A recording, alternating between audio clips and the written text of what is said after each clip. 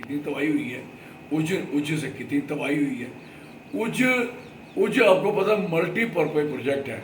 इन foolish लोगों ने sanction project, पैसे हुए प्रोजेक्ट पे काम नहीं लगाया होता, ये बांध बंधा होता, ये पानी रुका होता, ये पानी आगे जाता ही नहीं है।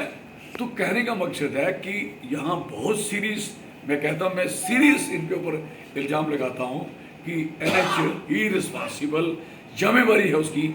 आप एक तो लोगों से टोल लेने का क्या कंसर्न है भाई? नहीं, बेशर्म आदमी, किस बात का टोल ले रहे हैं आप? क्यों टोले हुए आप? किस बात का टोल लोगे? ये तमाशा करके लोगे। और इससे पहले लोगों ने कितनी चलाए हैं, कितने लोगों ने बात करी है, परवाह तक नहीं किसी को, कोई पूछने वाला नहीं लोगों को कि लोगों की इतनी बेइज्जती करते हैं। कोई पूछ भी ले तो उसकी ऐसी तैसी तमाशा हो जाता है। तो मेरा कहने का मकसद है कि ये जो नुकसान हुआ है, ये नुकसान कॉन्शियसली हुआ है, जानबूझ के हुआ है, लापरवाही से हुआ है, और इन पे एक्शन होना चाहिए। और ये सड़क, हम लोग जम्मू के लोग बिल्कुल इस सड़क से, जितनी सड़क का काम किया है, वी आर नॉट सेटिस्फाइड। ये अंडर स्पेसिफिकेशन है और इसकी कोई बैलेंसिंग नहीं है। कोई भी आदमी नेशनल हाईवे की स्पीड पे गाड़ी नहीं चला पाएगा जो सड़क ये इन्होंने बनाई है। इससे मुझे सर क्या देखते हैं, अफसोस लगेगा कि इन्होंने सड़क को उखाड़ते हुए, ब्रिज को तोड़ते हुए, ब्रिजेस के पास बड़े बड़े खड्डे डालते हुए इस स्पीड में जा रहे हैं। और सड़क का निर्माण की बात करें या ब्रिज की बात करें, किसी कलवर्ट की बात करें, किसी नाली की बात करें जो साइडों में बनी है, आप लोकेट बोर्ड में देख लो जो नाली बन रही है, देखिए आपने? नहीं, वो मिट्टी में उन्होंने डाल दिया, वो सीमेंट डाल दी। और क्योंकि मैं रोज गुजरता हूँ, मुझे पता है ये इनका सबसे ज़्यादा सब स्टैंडर्ड काम NH का पहली बार देखा मैंने। कभी ऐसा नहीं होता, इतना घपला हो चुका है कि आप पूछने वाला कोई नहीं है। अब आप, मैं बता रहा था कि जब आप कंस्ट्रक्शन के लेके जाते हो तो आपको कोई कानून, कोई कायदा, कोई लॉ, कोई सिस्टम, कोई कुछ भी नहीं है। आपकी मर्जी करती है, कोई एक जगह लगा देते हो ब्लॉक, आपकी मर्जी करती है दूसरी जगह ब्लॉक कर देते हो। लोगों का जीना हराम करके छोड़ा हुआ है। और आज तो इनकी जो बात मैं सोच रहा था वो क्लियर हो गई। मैंने 4 दिन पहले इनका एक बड़ा ऑफिसर आया था, मैंने कहा भाई आपका काम बहुत गंदा हो रहा है। वो एक कलवर्ट ओल्ड कटुआ सांबा रोड पे, जो हमारा भी वहाँ स्कूल है, वहाँ एक ब्रिक जो कलवर्ट बनी थी, जो राउंड बोर्ड हमने बनाया हुआ है, उस राउंड बोर्ड में नाली पे ही वो डाल रहे थे। मैंने कहा यहाँ हजारों गाड़ियाँ जा रही हैं पंजाब तक, फतेहपुर तक, परमानंद तक। ये हमारा 8th नेशनल हाईवे है, वो नीचे वाला जो मरीन से गुजरता है, उसके साथ अप्रोच है। तो आप सब स्टैंडर्ड काम क्यों कर रहे हो? वो मैंने बंद कराया, फिर उन्होंने थोड़ा बहुत ऐसे उसे करके तो एक आधा हिस्सा बनाया, अभी आधा बनेगा। ये ब्रिज, ये क्या, अगर ये बारिश बंद ना हो तो आप तमाशा देख लोगे। ये सड़क ऐसी हो जाएगी जैसे 47 से पहले जम्मू कश्मीर के लोगों ने गाड़ी देखी हुई थी खड्डों में जाती हुई, तो फिर आगे से उसको लगा के फिर चलाते थे। हमारे बुजुर्ग बताते कहीं खड्ड, उस समय अब लोगों को खड्डों के नाम भूल गए, अब दोबारा याद आएंगे इनको। ये बसेरा है, ये खड्ड फलानी शहरी है, ये खड्ड आज तरना चेता है, तरना मतलब उसका पता नहीं लगता, अचानक उसमें फ्लड आता है। और इनका एक स्टैंडर्ड, उनका स्टैंडर्ड है कि कितना पानी वहाँ आ सकता है। आपने उसकी खुदाई की, अभी इधर पानी नहीं आया। अभी आपके इधर जो है ना, ये पास सारखंड शुक्र पानी नहीं आया। ये तो सबसे बुरा हाल है इसका, आप सोच नहीं सकते इसका क्या होगा। तो कहने का मकसद है, ये सारा कसूर ब्रिज में अगर किसी का है, कंपनी का है, नेशनल हाईवे वालों का है, NH वालों का है। जो NH वाले बड़ी फुर्ती मार रहे पूरे देश में, हमने ये किया वो किया। अगर इसी तरीके का इन्होंने किया होगा देश में, तो देश की सड़कें पहले से भी गर्क हो गई।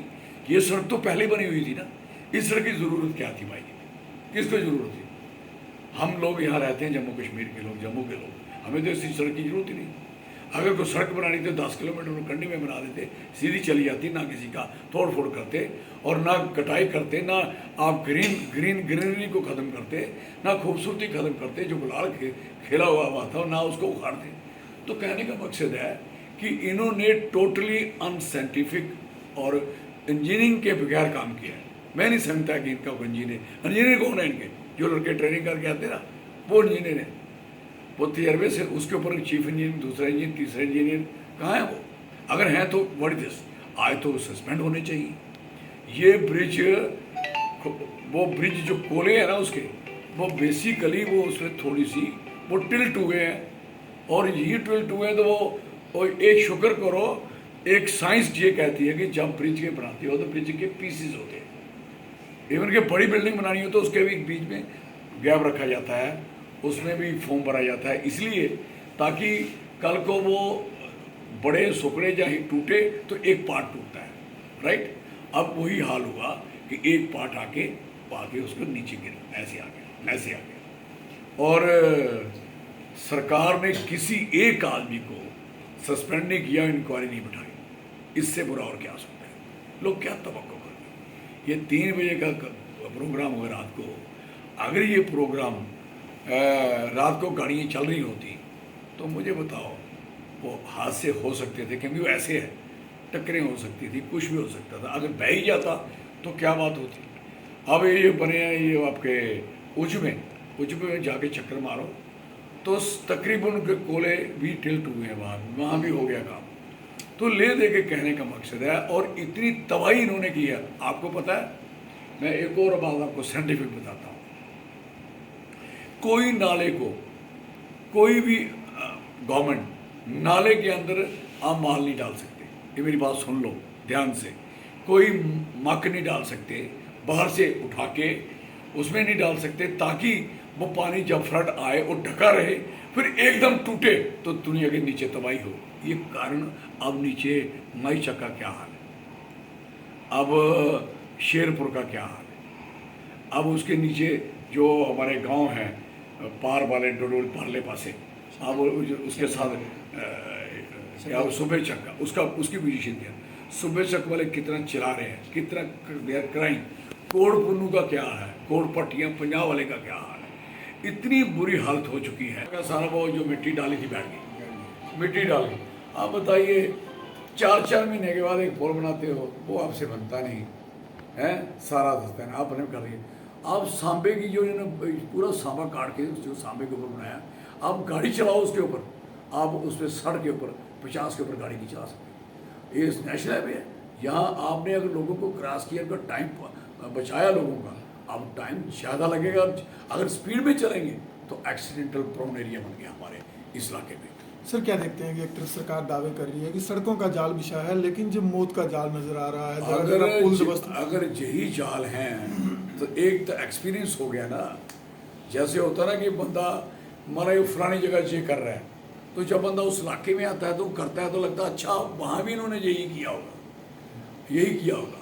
तो दिस से पोजीशन कि इन्होंने लोगों के नुकसान के सिवा कुछ, एक तो लोगों का पैसा गया। मुझे बताओ ब्रिज तोड़ने का क्या कंसर्न था इन्हें जो तोड़े हैं। फिर आपको पता है कि ये ब्रिज आपने तोड़े, और जो ब्रिज उसके साथ आपने खड़ा रखना है, उस ब्रिज की स्ट्रेंथ क्या रखी है? आपने खोखा करके छोड़ दिया, उसको पहले उसको फिल करना चाहिए था इमीडिएट, ताकि पानी आने। अभी इतना बड़ा गहरा था और पानी नीचे गिरा, तबाही करके छोड़ गया। तो असली में यह हुआ कि जितने ब्रिज इन्होंने तोड़े हैं और दूसरे जो ब्रिज बचे हुए हैं, ये सारे ब्रिज कमज़ोर हो गए हैं। ये मेरी बात ध्यान में रख लेना। RRP और सारे ही, मैं कहता हूँ पूरा ही जम्मू का नेशनल हाईवे बर्बाद हो गया।